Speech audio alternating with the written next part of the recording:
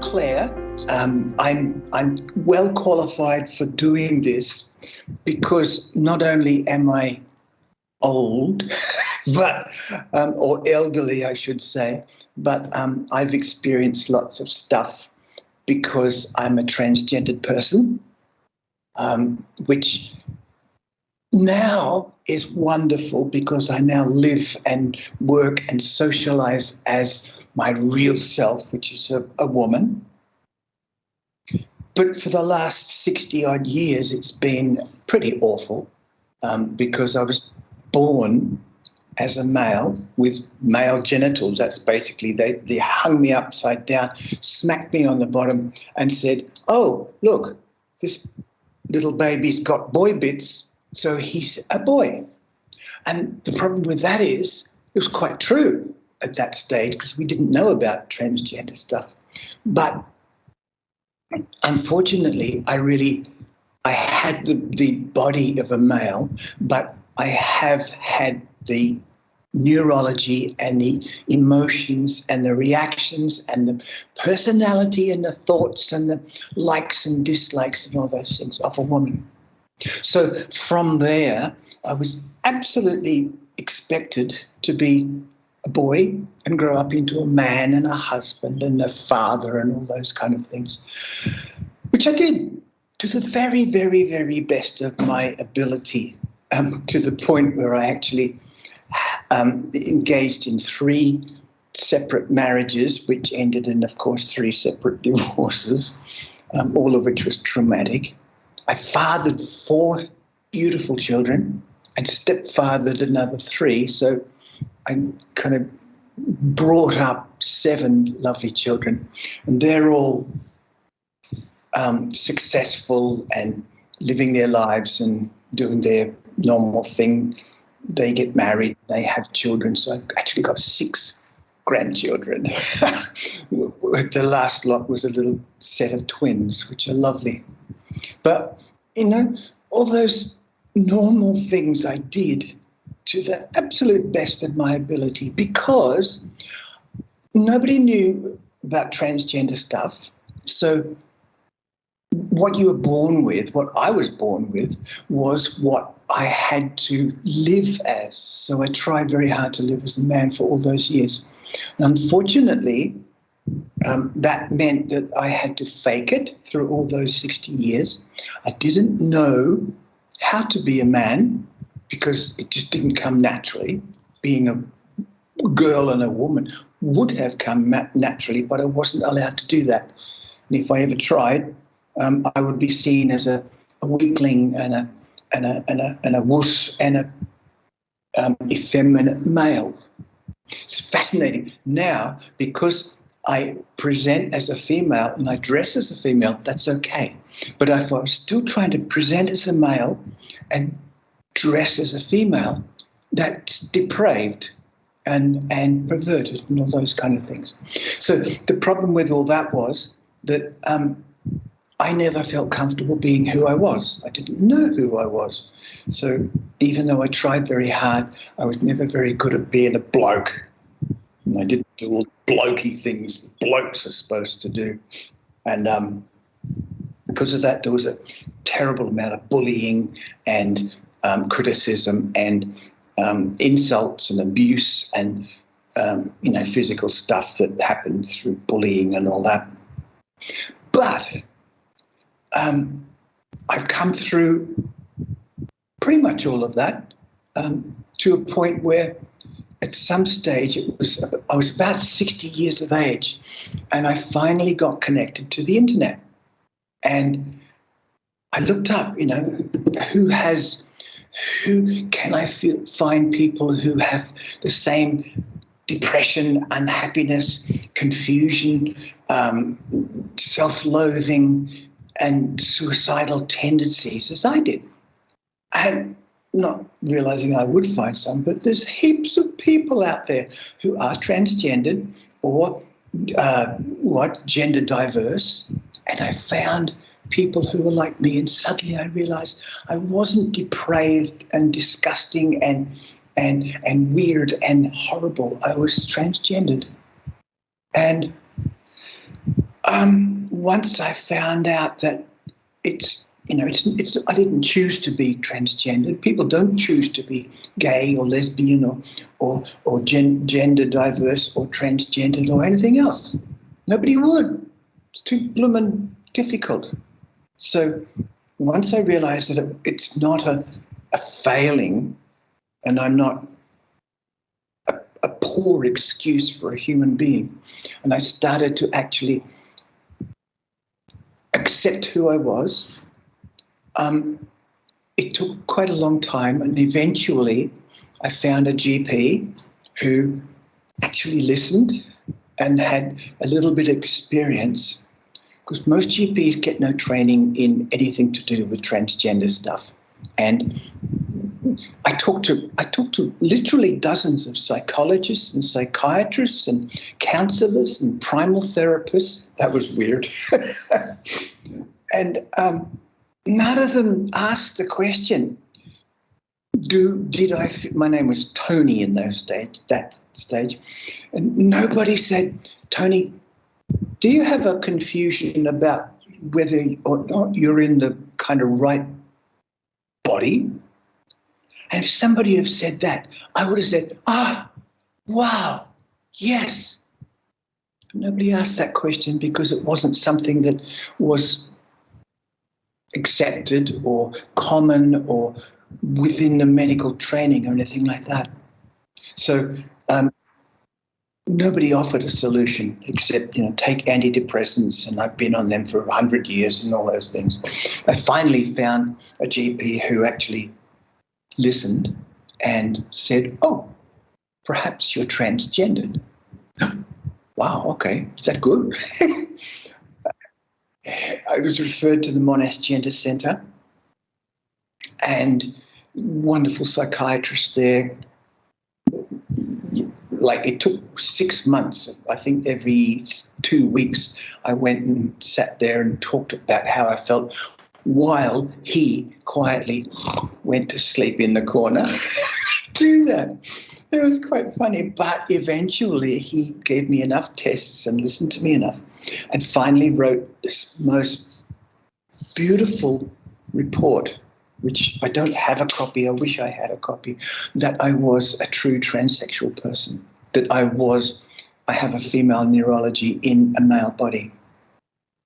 Once that happened, that seriously stopped the depression, it stopped the confusion, and it started me on a journey from there to here now, where I live happily in female company, male company, any company, as a woman. And I dress, and I'm still 6'2" tall, and I'm still built like a brick toilet, and I've got huge hands and huge feet, but that's okay, because I feel that I am this woman person, and it works out quite well, because I now live in a retirement village of about 500 people, roughly half and half, probably males and females. And for the first time in my life, I have friendships with the males and with the females, mostly with females, because I'm still quite terrified of men, because they've always been quite cruel to a transgender person. But I have this lovely relationship with these lovely elderly women, because I am one of them. And it's the most wonderful thing in the world. My kids have varied reactions to my change from male to female. One of my children, my firstborn, who's now 33, actually hasn't spoken to me for about 6 years now. And I'm not quite sure why. I sincerely hope that when he grows a little older and becomes a little possibly wiser and more mature, he's going to say, hey, Dad didn't do this maliciously or thoughtlessly, they know, whether they're in contact or not, they know that I was suicidal before I actually started this transition.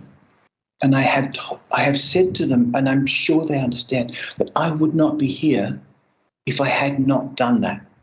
If I had got to the point where I just couldn't bear it anymore, and the children had grown up to the point where I considered them to be able to cope with my death, I would have gone in a heartbeat. I had all my equipment and all my reasons for it and all my ways to leave this life. And I used to pray that a bus would run over me, and so it wouldn't be my fault. So my children couldn't say, "Oh, Dad's a rotten so-and-so. He left us and abandoned us." If it was an accident or disease or cancer or something like that, I would have felt it's okay, couldn't help it. But the only real reason I stayed alive is because a psychiatrist at one stage, he said to me, I was still Tony at that stage, he said to me, "My children will forgive me for pretty much anything, because no matter what happens, no matter what they do, no matter what I do, I will always be their father, and there is a genetic deep bonding, and they will forgive all kinds of things," he said, "but they will never, if I end my life before it's supposed to, they will never, ever forgive themselves for not being pretty enough, not being clever enough, not being loving enough, not being well-behaved enough or successful enough." And they will internalize that feeling, and it will cripple them. When he said that, it almost broke my heart, because it took away my possibility of ending my life. And I almost hated that man for saying that, because it was like I had this escape hatch, this doorway out of the grotesque, confused, depressed life I was leading. And he took away that doorway. And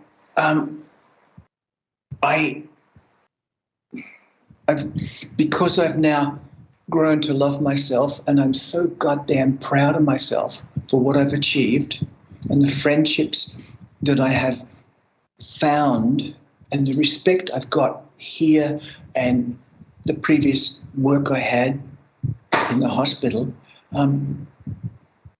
I wouldn't be dead for quids. So that's me.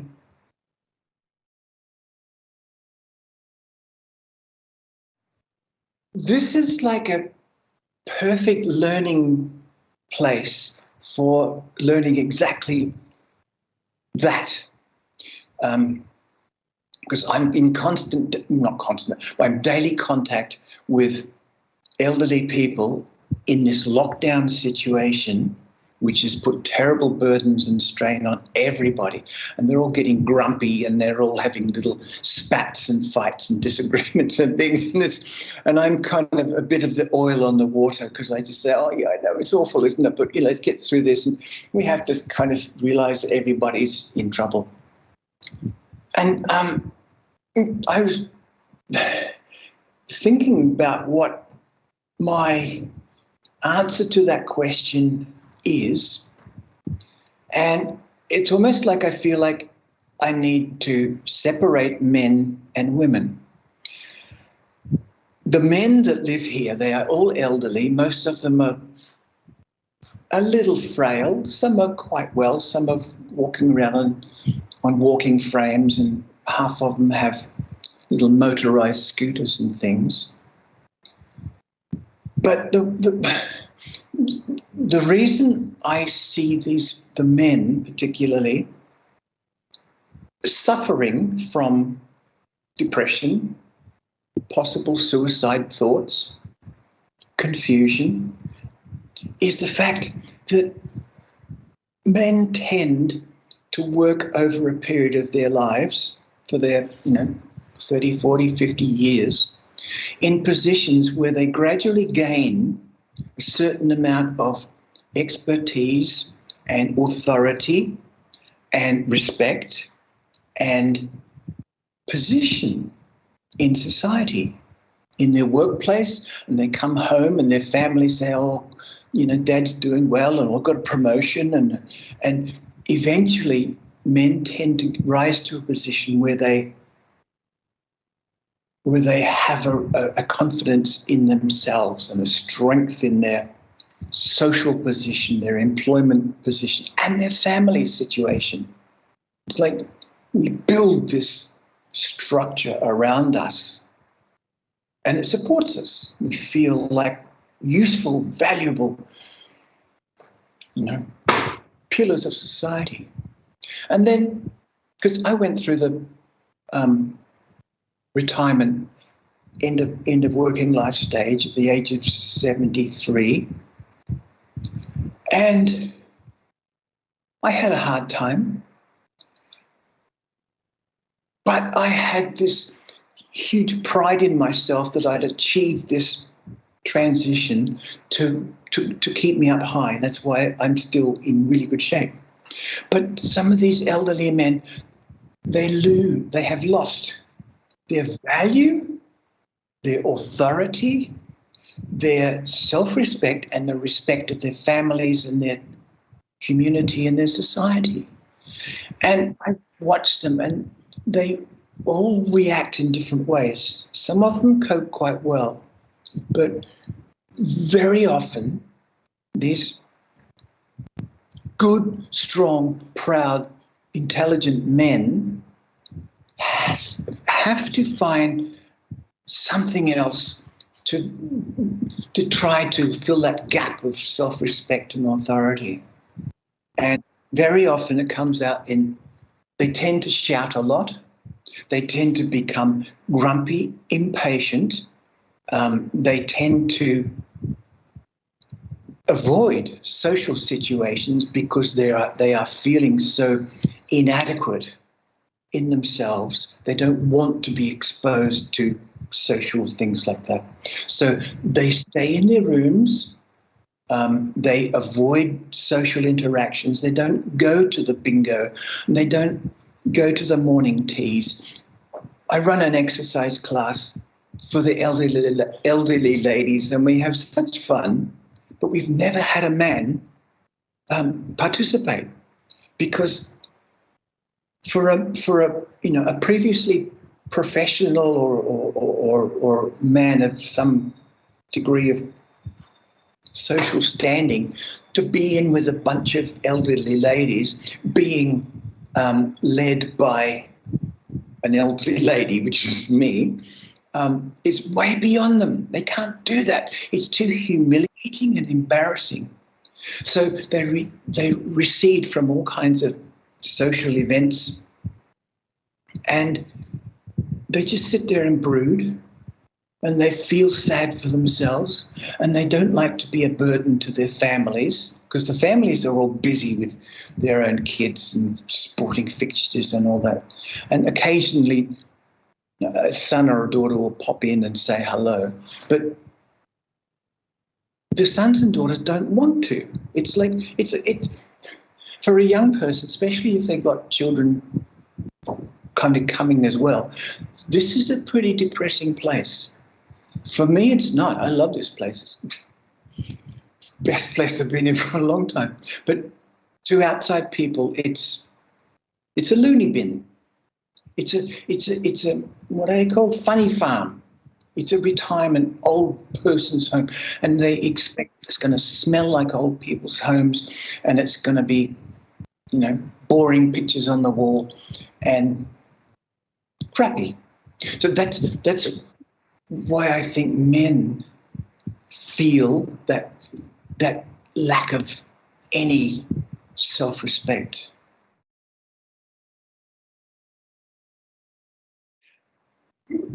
most of these women that, I'm incarcerated with, sometimes I think, have raised families. Everybody's got 2 or 3 or 4 living children and 4 or 5 or 6 grandchildren. And they've been the matriarch, the power behind this growing family, watching the kids go through school and get their jobs and get their promotions and succeed in life. And a woman has been at the center of this incredible, powerful, emotionally satisfying group of people. Mum is mum, and if you're in trouble, you go to mum. And that wonderful feeling of being useful and being a nurturing center of a family. I can imagine, I've never really had it, but I can imagine it's almost addictive. And suddenly, for whatever reason, she or they are in a situation like this where they're not having much contact, especially through this damn lockdown business. So their whole role in life finishes. It's like, what's left?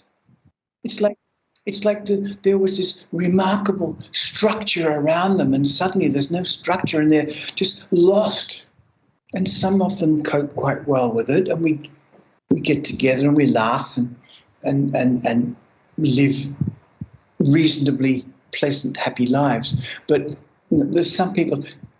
I'm in a building with about 16 separate units, and there's probably maybe 4 of the people that live here that I've seen twice in the last 18 months, because they stay in their rooms, they have their meals brought to them, they don't go out, their families occasionally visit, but even so, the families come and stay for the short period of time.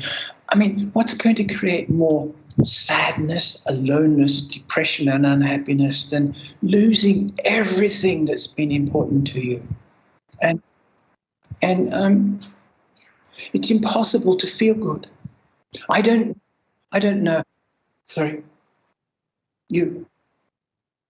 I don't know if or how many of the people that I'm living with, there's about 500, I don't know how many of them actually get to the point where they feel suicidal, but I would bet that maybe 50% have feelings of, oh, I'm a burden, I'd be better off, the kids would be better off without me, blah, blah, blah, blah, blah. I'm like most people, I hide it quite well. Because I have been feeling this and I have been talking to people, like for the last 60 years, I'm good at telling people who will listen that I'm feeling bad. Most people don't want to listen. I tend not to tell people because it's hard to find people who actually want to hear stuff like that. If the way I tend to demonstrate that I'm not feeling well, I retire into my room. If I'm feeling good, everybody knows because my door's always open. People are wandering in and wandering out. It's like Burke Street sometimes. But then when I'm not feeling 100%, I close my front door and the screen door, and people just know that they're not basically invited in. But when I do open the door, people pile in. You okay? You okay? And I say, yes, I'm okay. Leave me alone. But I know people tend to say, are you all right? It's like, if I'm not all right, I'd like to tell you I don't want to be asked, because then I have to, and usually they don't really mean it. It's just a thing to say, how are you? I said, why do you need to know that? It's like, I don't want people to ask and try to probe.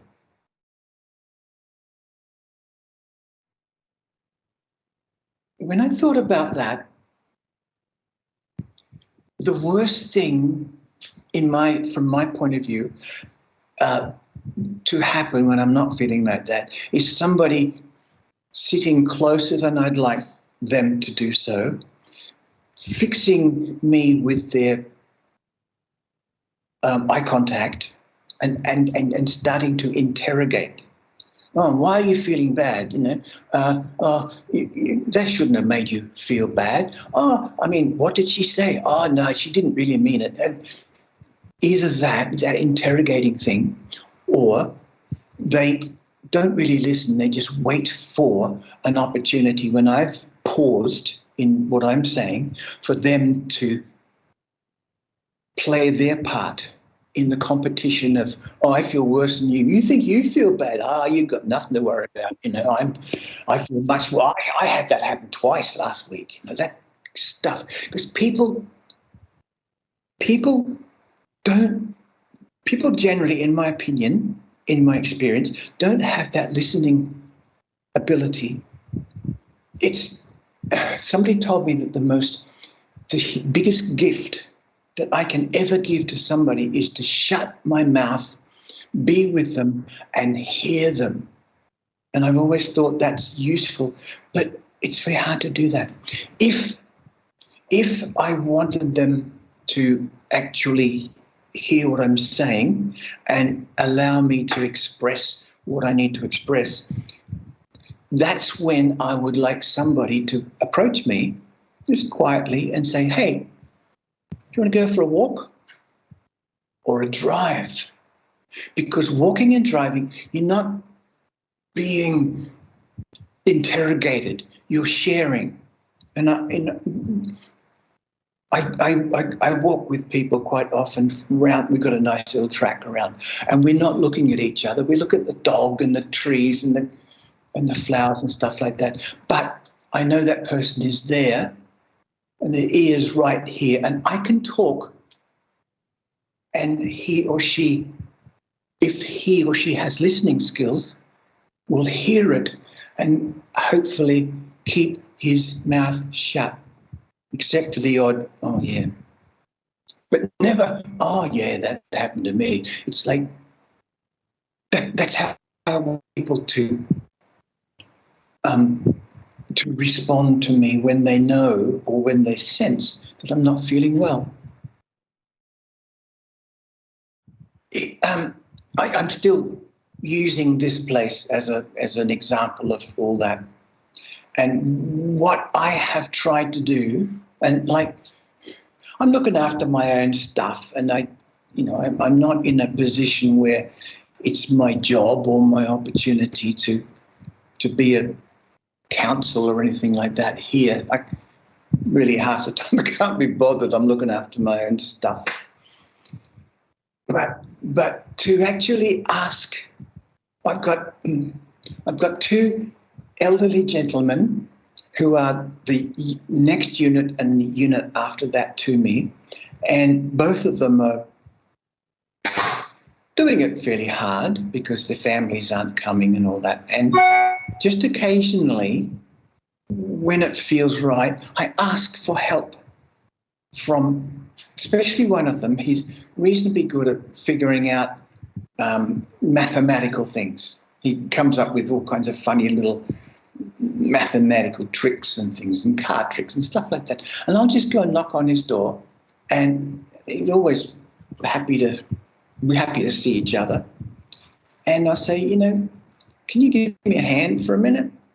And it might be working out something, or he has a Samsung phone and I have an iPhone.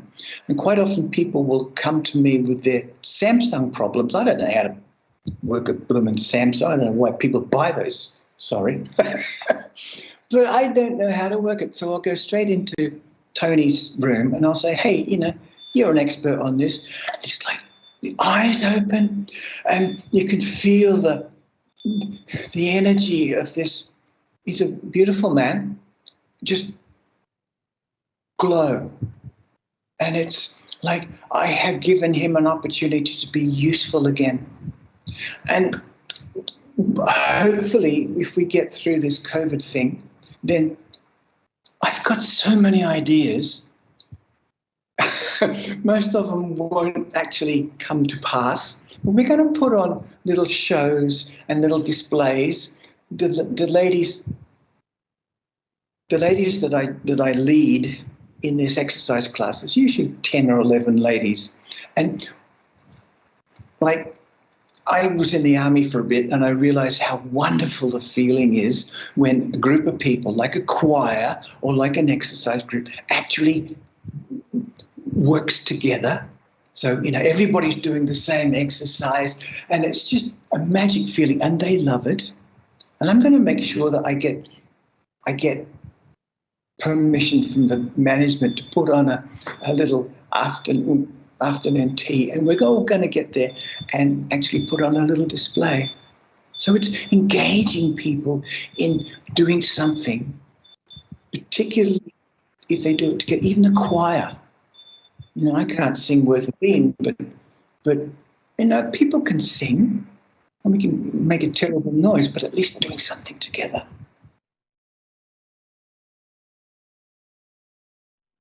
I made myself a little list. I have been very fortunate in the people that I have been helped by, as far as Eastern Health and Austin Hospital and here and Peter James, places like that, which I've been through in the last number of years, to have come across people who they were mostly mature aged. I mean, from 35 onwards. Was that mature? Middle. But when I say mature, I don't mean old mature. I mean with a certain degree of wisdom. The people that have given me the most confidence in their ability for me to ask for their help are female, that middle-aged kind of thing, with that warm, motherly. I don't know if this is just specifically me, but I think everybody responds to that. These people here, like, all their mothers have died, of course. The people are 85, something like that. And I do believe that we're all looking for our mothers. Mine died when I was 17, and I've been desperately looking for a mum. In fact, every female I've ever met, I've tried to make them into mums. It hasn't worked. There you go. But they need to be the people who work with these things, the outreach people and the people that come and visit you. They've got to be warm, motherly, mature-aged, and have the time and the patience and the listening skills, as well as having the connections to the people in power, to the organisations that can actually do things, that make things happen, like social workers and even hospital people. That know if I have a particular problem, that they will listen and they will say, right, I have a possible answer. And that has happened to me. My really only serious suicide attempt was very serious, actually, but it was interrupted by a person like that. She actually rang me at the moment of actually, doing things, and at that stage, she said, how's things going?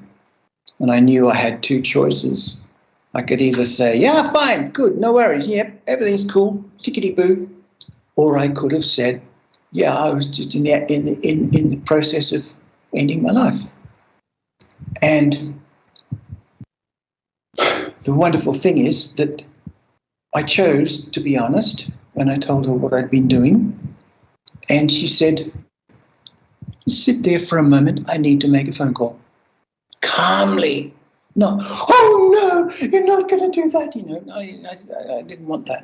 Very calmly, she said, sit there, relax a moment. I just need to make a phone call. She walked out of the room and she talked to somebody and came back in and said, would I go with her to a hospital? I thought, oh God, yeah, okay. Be there for a couple of days and they'll say, well, there's nothing wrong with you, smiling or something, kick me out and I'd come back and complete the job. But it was a locked mental health ward for elderly people. And I stayed there for a couple of weeks and I learned so much. And I had a big shift of attitude.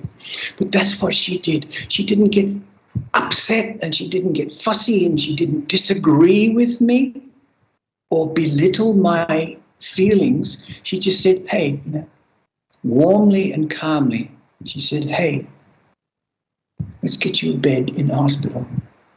And that was the beginning of, it was the bottom of the slope, but it was such a beautiful starting again. And, it's brought me here and it's brought me this